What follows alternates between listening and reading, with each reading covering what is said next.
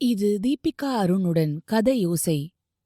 மகாபாரதம் சொல்லாமல் விட்ட சுவடிகள். எழுதியவர் சி. ராஜன். பாகம் 1. புத்திர பீஷ்ம பர்வம். அத்தியாயம் 4. தந்தை பாசம். தேவவிரதனுக்கு ஒரு அரசகுமாரனாய் அரண்மனையில் வாழும் வாழ்க்கை புதுமையாய் இருந்தது. பிரமிப்பாயிருந்தது. மிக மிக பிடித்தும் இருந்தது. 8 வயதில் குருகுலத்திற்குச் சென்று பாடசாலையில் சேரும் வரை அவன் தன் தாய் அன்பை முற்றிலுமாக அனுபவித்தவன்தான். ஆனால் அந்த வாழ்க்கை முற்றிலும் வேறு விதம். அது காடுகளில் சுதந்திரமாய் சுற்றித் திரியும் வாழ்க்கை. மாறும் பருவ காலங்களுக்கு ஏற்ப குகைகளிலும் குடில்களிலும் மரத்தடிகளிலும் பரண்களிலும் குன்றுப்புறங்களிலும் இயற்கையோடு இணைந்து வாழும் ஓர் அற்புத வாழ்க்கையாய் அமைந்திருந்தது அது. அவன் தாய் கங்கைக்கு பயம் என்பதே கிடையாது. காட்டு மிருகங்களின் நடவடிக்கைகள் அனைத்தும் அவளுக்கு அத்துப்படி.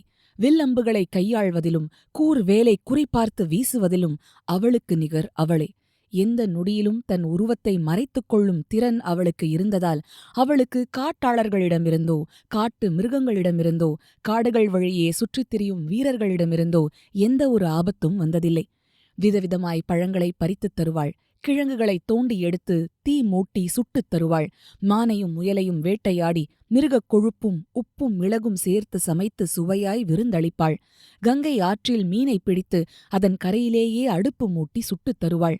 உறங்கப் போகும் முன் இராமாயணத்திலிருந்தும் பற்பல புராணங்களிலிருந்தும் கதைகளைச் சொல்லி அவனுக்கு எது சரி, எது தவறு, எது தர்மம், எது அதர்மம் என்றெல்லாம் மறைமுகமாய் கற்றுத்தருவாள். 8 வயதானதும் அவனை வசிஷ்ட முனிவரின் ஆசிரமத்திற்கு கூட்டிச் சென்று அவரது குருகுலத்தில் சேர்த்தாள். அவன் குருகுலக் கல்வி படித்த 10 ஆண்டுகளில் அவன் தாய் கங்கை அவன் கண் முன்னே மிக மிக அபூர்வமாகவே உருவில் தோன்றுவாள்.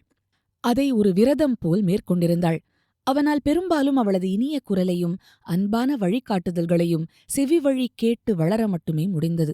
குருகுலத்தில் வசித்தபோது அவனுக்கு தாயின் அரவணைப்பு வேண்டும் போல தோன்றிய போதெல்லாம் பாகீரதி நதியில் இறங்கி முங்குவான். அதன் குளிர் நீர் தன்னை தழுவிச் செல்கையில் தன் தாயின் அரவணைப்பை ஏதோ ஒரு விதமாய் பெறுவது போல் உணர்வான். இப்படியெல்லாம் 18 ஆண்டுகள் வாழ்ந்த தேவவிரதனுக்கு தற்போது சாந்தனு மன்னரின் அரண்மனையில் கேட்காமலேயே கிடைத்த ராஜபோகங்களும் கூப்பிட்ட குரலுக்கு ஓடிவந்து அடிமையாய் பணி செய்யும் ஏவலர்களும் விதம் விதமாய்க் கிடைக்கும் அறுசுவை உணவுகளும் தின்பண்டங்களும் பழச்சாறுகளும் மாபெரும் கவர்ச்சியைத் தந்தன. அது மாத்திரமல்ல, அவன் இத்தனை காலம் தப்பித் தவறிக்கூட அறிந்திராத தந்தை பாசம் மிக மிகப் பிடித்தும் ஒருவித போதை தருவதாயுமாய்த்தான் இருந்தது. தந்தை சாந்தனுவுக்கு எப்படி சதா தன் கூடவே நேரம் செலவழிக்க கிடைக்கிறது? இத்தனை காலமும் கண்ணால் காணாத வளர்ந்து இளைஞனாய் ஆகிவிட்ட தன்னை அவரால் எப்படி எப்போதும் தொட்டும் தடவியும் பேச முடிகிறது? உணவு வேளைகளிலெல்லாம் அவர் அவன் கூடவே அமர்ந்து, "இதை சாப்பிட்டுப் பார், இந்த மாமிசம் மிகவும் சுவையாயிருக்கும். இதோடு இந்த பதார்த்தத்தைச் சேர்த்து சாப்பிட்டால் பிரமாதமாயிருக்கும்" என்றெல்லாம் சொல்லி உபசரிப்பார். தாமே பதார்த்தங்களை அவன் தட்டில் எடுத்துப் போடுவார். விதம் விதமான இனிப்புப் பண்டங்கள் அன்றாட உணவில் கண்டிப்பாய் இடம்பெறும். தேவவிரதன் இயற்கையிலேயே நல்ல பசியுள்ளவன். நிறையவே உண்ணவும் கூடியவன். அவனுக்கு இத்தனை வகை வகையான உணவுகளும் அவற்றின் விதவித சுவைகளும் மணங்களும் பிரமிப்பாயிருந்தன என்பதே உண்மை. அவனால் தன் இளம் வயதிலும் பின்னர் குருகுல வாழ்க்கையிலும் தான் உண்டவற்றுடன் இவற்றை ஒப்பிட்டுப் பார்ப்பதை தவிர்க்க இயலவில்லை. வசிஷ்டர் ஆசிரமத்திலும் சரி, பிற்பாடு பரசுராமரிடம் அஸ்திர பயிற்சி பெற்ற போதும் சரி, அவனது குருமார்கள் ஒரு சீடன் தன் மனதை சுவையான உணவின் மீது பற்று வைக்கக் கூடாது என்பதில் மிகவும் கண்டிப்பாக இருந்தார்கள். உப்பு, புளிப்பு, காரம், வாசனைப் பொருட்கள் எல்லாம் குறைவாகவே சேர்த்த உணவே உண்ண வேண்டும் என்பது அடிப்படை. 18 வயது வரை அவன் உண்ட உணவுகளின் சுவையைப் பொறுத்தவரை அவை இங்கே அரண்மனை தயாரிப்புகளுக்கு ஏணி வைத்தாலும் எட்டாது. தேவவிரதனுக்கு ஒவ்வொரு உணவு வேளையும் வாயில் எச்சில் ஊற விரைந்து சென்று உண்ணும் ஓர் அலுக்காத அனுபவமாகவே இருந்தது. மன்னர் தமது சயன அறையிலேயே தேவவிரதனுக்கு தனி படுக்கை இட்டுவிட்டார். இரவில் உறங்கும் வரை அவனிடம் ஏதாவது பேசிக் கொண்டிருப்பார். சில நாட்கள் அவன் உறங்கியது போல பாசாங்கு செய்து பேசாதிருப்பான். "மகனே, உறங்கிவிட்டாயா என்ன?" என்பார். பதில் சொல்லாது அவன் படுத்திருக்கும்போது அவர் மெல்ல எழுந்து இவன் படுக்கை அருகில் வருவார். மெல்ல அவன் தலையை கோதி விடுவார். சமயத்தில் கன்னத்தில் ஒரு முத்தமும் பதிப்பார். போர்வையை இழுத்து போர்த்தி விடுவார். "கங்கே, இந்த பிள்ளைச் செல்வத்தையாவது எனக்காக விட்டுச் சென்றாய். உனக்கு நன்றி, நன்றி" என மெல்லிய குரலில் சொல்வார். தந்தையின் திகட்டாத செல்லம் ஒரு பக்கம் இருந்தாலும் அவன் அன்றாடம் தேகப் பயிற்சி செய்வது, ஓட்டப்பயிற்சி, குதிரை சவாரி பயிற்சி செய்வது, ஆயுதப் பயிற்சி செய்வது, இவற்றில் சுணக்கம் வராது பார்த்துக் கொள்வதில் கண்டிப்பாய் இருந்தார். தாமே அவனுடன் வாட்போர் செய்வார். புதிய தாக்குதல் தடுப்பு முறைகளை சொல்லிக் கொடுப்பார். ஓடும் தேரில் நின்றவாறே குறிப்பார்த்து அம்பு எய்யும் முறைகளை கற்றுத் தருவார். அவனுக்கு வேறு யாராவது ஆயுதப் பயிற்சி தந்தால் கூடவே இருந்து கவனமாய் பார்த்து கொண்டே இருப்பார். பயிற்சியாளர் சற்றே ஆபத்தான கத்தி வீச்சு செய்து தேவவிரதனுக்கு சிறு காயம் பட்டால் கூட பதைத்துப் போவார். எப்போதும் பயிற்சியின் போது ஒரு அரண்மனை வைத்தியனை கூடவே நிற்க வைப்பதை புது வழக்கமாக கொண்டு வந்தார். தேவவிரதன் அரண்மனை வாழ்க்கைக்கு வந்து சேர்ந்து 6 மாதங்களுக்கு மேல் ஓடியாயிற்று. ஒரு நாள் இரவு தேவவிரதன் அரசரிடம் கேட்டான், தந்தையே, ஒரு நாளில் எத்தனையோ மணி நேரம் நீங்கள் என் கூடவே செலவழிக்கிறீர்கள். கேட்கிறேனே என்று தப்பாக எடுத்துக் கொள்ளாதீர்கள். நாட்டின் அரசராய் நீங்கள் செய்ய வேண்டிய பணிகள் அதிகம் இருக்காதா? நிர்வாகம் சிறப்பாக நடக்கிறதா? மக்கள் குறைகளற்று இருக்கிறார்களா என்றெல்லாம் எப்படி தெரிந்து கொள்வீர்கள்? உங்கள் தீர்மானத்துக்காகவும் கட்டளைகளுக்காகவும் பல காரியங்களும் காத்திருக்கும் அல்லவா? மகனே, நல்ல கேள்வி கேட்டாய். உண்மையில் நான் ஒரு பெரும் அதிர்ஷ்டக்கார அரசன் என்றே சொல்ல வேண்டும். படையெடுத்துச் சென்று பிற நாடுகளை வென்று நம் தேசத்தை விரிவாக்குவது, நமக்கு அடங்கிய அரசர்களிடமிருந்து கப்பம் வசூலிப்பது போன்ற காரியங்களையெல்லாம் என் தந்தை தம் காலத்திலேயே செய்துவிட்டார். மிக மிக அருமையான மந்திரிமார்களை பொறுக்கி எடுத்து அவர்களிடம் முக்கியமான ஆட்சிப் பொறுப்புகளை கொடுத்தார். நாட்டின் எல்லைகளை பாதுகாக்க பெரும் வீரர்கள் தளபதிகளாக விளங்குகிறார்கள். நான் ஆட்சிப் பொறுப்பை ஏற்றுக்கொண்டதிலிருந்து எதிரி நாட்டு அரசர்களிடமிருந்து எந்த அச்சுறுத்தலும் வரவில்லை. நாட்டில் பஞ்சம், வெள்ளம், பூகம்பம் போன்ற இயற்கை இடர்பாடுகள் ஏதும் வரவில்லை. உள்நாட்டுக் குழப்பங்களோ புரட்சிகளோ ஏதும் தலையெடுக்கவில்லை. மக்கள் பெரும்பாலும் நல்லவர்களாய் இருப்பதால் கொலை, கொள்ளை போன்றவை மிகக் குறைவு. இம்மி அளவும் ராஜவிசுவாசம் குலையாத திறமை வாய்ந்த மூத்த மந்திரி ஜனார்தனர் என் தந்தையின் காலம் தொட்டே இருக்கிறார். அவர் தம் பொறுப்பில் நிர்வாகத்தை கவனித்துக் கொள்வதால் எனக்கு எந்த தலைவலியும் இல்லை. எனக்கு ஆட்சி பொறுப்பு வந்த காலம் தொட்டே நிலைமை இதுதான். அதனால்தான் நான் அதிர்ஷ்டக்காரன் என்றேன். அதனால்தான் அரசனான பின்னரும் முன்பெல்லாம் காடுகளில் சுற்றித் திரிந்து வேட்டையாடுவதில் மிகுந்த நேரத்தை செலவழிக்க முடிந்தது. அப்படித்தானே உன் தாய் கங்கையை சந்தித்தேன். உன் தாய் அந்த கதையையெல்லாம் உன்னிடம் சொல்லியிருக்கிறாளோ? ஆம், சொல்லியிருக்கிறாள் தந்தையே. எனக்கும் முதுமையின் தாக்கம் வரத் தொடங்கிவிட்டது. முன்போல் வேட்டையாடச் செல்வதில் நாட்டம் குறைந்துவிட்டது. இப்போது நீ வந்து சேர்ந்து விட்டாய்.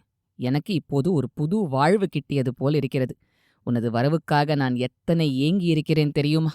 சொன்ன வாக்கை மீறாமல் கங்கையும் உன்னை என்னோடு கொண்டு வந்து சேர்த்து விட்டாள். அதைவிட என்ன மகிழ்ச்சி இருக்கிறது! உன்னோடு நேரம் செலவழிப்பதை விட எனக்கு அதிக ஆனந்தம் தருவது வேறு எதுவுமில்லை என்றார் மன்னர் சாந்தனு.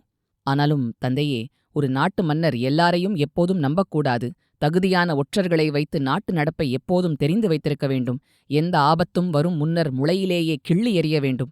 யாரும் தனது அதிகாரத்தை குறைத்து மதிப்பிடும் விதத்தில் நடக்கக்கூடாது என்றெல்லாம் எனது குருகுலத்தில் அரசியல் பாடத்தில் சொல்லிக் கொடுத்தார்களே என்று கேட்டான் தேவவிரதன். அதான் சொன்னேனே, எனக்கு அதிர்ஷ்டவசத்தால் எல்லாமே சுமூகமாக ஓடிக்கொண்டிருக்கிறது என்று. இனிமேலும் நான் என்னை மாற்றிக்கொள்ள வேண்டிய அவசியம் இருப்பதாக தோன்றவில்லை. இதோ கூடிய விரைவில் உனக்கு யுவராஜா பட்டம் கட்டிவிடப் போகிறேன். உனக்கு 20 வயது ஆனதும் அரச சிம்மாசனத்திலேயே உன்னை அமர்த்திவிட்டு நான் ஆனந்தமாய் ஓய்வெடுப்பேன். நீ எல்லாவற்றையும் கவனித்துக்கொள். அவ்வளவுதானே என்றான் மன்னன். தேவவிரதன் மௌனமாக இதையெல்லாம் சிந்திக்கத் தொடங்கினான்.